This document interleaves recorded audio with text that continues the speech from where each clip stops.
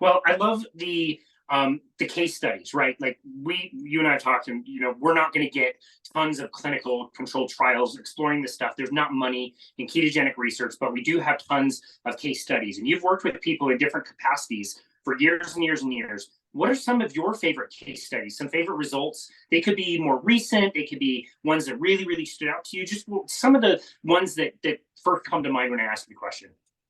Well, I just had two recent, like yesterday, I had two people who I think are in remission or on their way to remission. So, and one of them, I never share case studies or stories unless I get their permission to talk about them, because that's awful. Yeah. Your therapist is telling your story, and even though they're not telling your name, it still feels very intrusive. So you can't do that. So I was checking in with her to see if it was okay if I talked about her because I knew I was meeting with you. And she said yes. And she was very excited about that. And she wanted to know what podcast, because I think she's going to listen.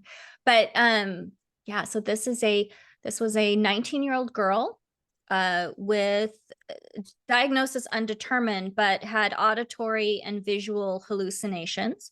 So they were figuring out diagnosis, I think, still. So schizophrenia or schizoaffective disorder type of diagnosis.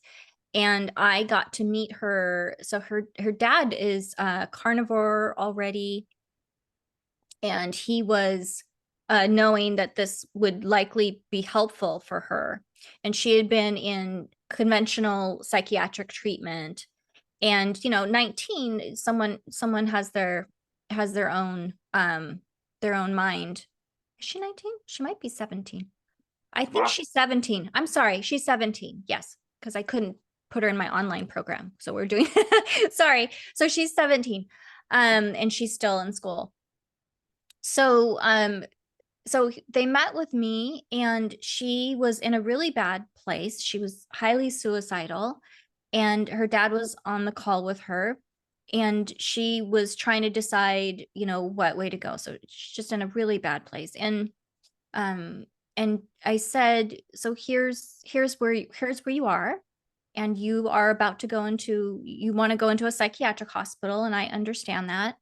And let me tell you where that leads, where that goes. And it's possible that you could be stabilized and stay on the same medications for a lifetime or close to it, although that's unusual. That's possible though. And that could be your way to feel better. I don't think you're going to like psychiatric hospital. It's not a fun place. It's not a great place for a lot of people. You don't get a lot of freedom. I don't know if for listeners who have been in a psychiatric hospital, for stabilization, they know what I'm talking about. It's not a happy place for them. And or we can try this treatment. This treatment is here. This is what it looks like. This is kind of what the meals, this is expectations, probably take 3 to 4 months, maybe a little bit longer. And there's big adjustments that kind of go with that. And I could see on the call that she was just kind of shutting down, because when you're already in a mentally bad place, making some big decision about your treatment is just hard. And then she's got her dad yammering at her, right? You need to try this thing, although he was really great, a parent, right? He wants what's best for her. He wants her to feel better. He doesn't really care how, but he suspected. And I said, here's the thing. You can't make a wrong decision right now.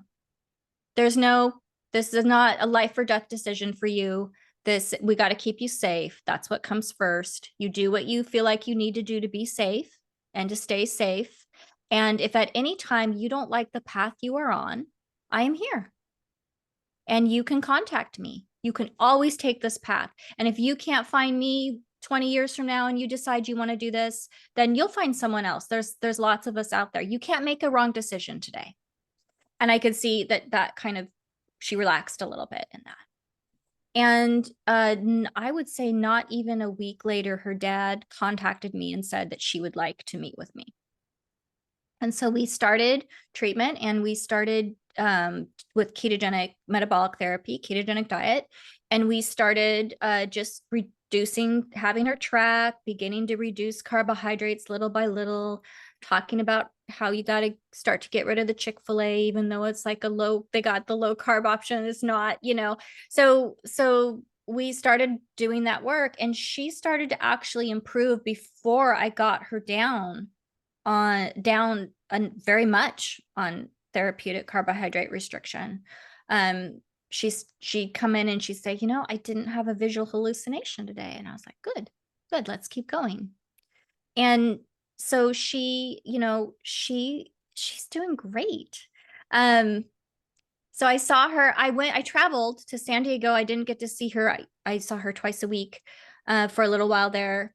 And I think that extra support in the beginning is really important. I'm not sure once a week is enough. I almost feel like we should break it up into two a week for people trying to do it for mental illness. But so I missed her for a whole week, and I was like, okay, well, let's see how she's doing. And she was all smiles.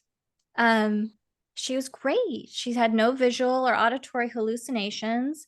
And we'd put her on pretty strict macros, I believe we're on a 2.5 to 3 type of macro adjustment ratio. And she kind of is naturally, she's almost doing a modified Atkins, and she's doing ketones of 3, 2.5, 3. She's just kind of living in that area. And we just had to really increase her fat, but she's doing fantastic. We moved to once a week because, we just want to kind of stay in touch. But she really wanted you to know that this was a miracle, her words, a miracle and life-changing for her. And she was excited that I tell her story on this podcast, and I'm assuming other places, because this has been such a big thing for her. So she was all smiles. She wasn't overwhelmed. I didn't even do therapy with her. She had a therapist when she came that she was already working with. So, and her prescriber is being very cooperative and is very excited about the changes, and is adjusting medication accordingly. So she started to improve very, very quickly. Yeah. It's borderline difficult to not get emotional over that. That is absolutely amazing. Okay, perfect example then. 17 years old. I remember my brain was like at 17. I didn't have schizophrenia, but my brain was not fully developed. Let me just tell you. Around friends, in school, this is about the time that your parents are idiots and they don't know anything about anything. Yeah. This is about what I would consider some of the least compliant populations you could ever find. And she has found a way to do it. She is compliant and sees the benefit. Has it been extremely challenging for her? Well, she's got family support. She really has that family support. So her mom, when I look at her chronometer and I look at her food, her mom is always making these amazing dishes that are ketogenic. This mom and dad feeds the whole family keto for the most part, I believe. And they just have that support. So I think that for young and old populations, having that support in your family makes it exponentially easier. This is a family that's like, we're going to do what it takes. Tell us what to do. And there was nothing I told them to do that they didn't like, okay, we can do this. We can figure out a way to make this happen. Yeah. And so that was a very, that was a great, functioning family that way. But not everybody has a family like that, and they still need that extra support to get that going. And there's lots of psychological variables that are a part of that. But when you are miserable enough, you really will do what it takes if you believe that it's possible.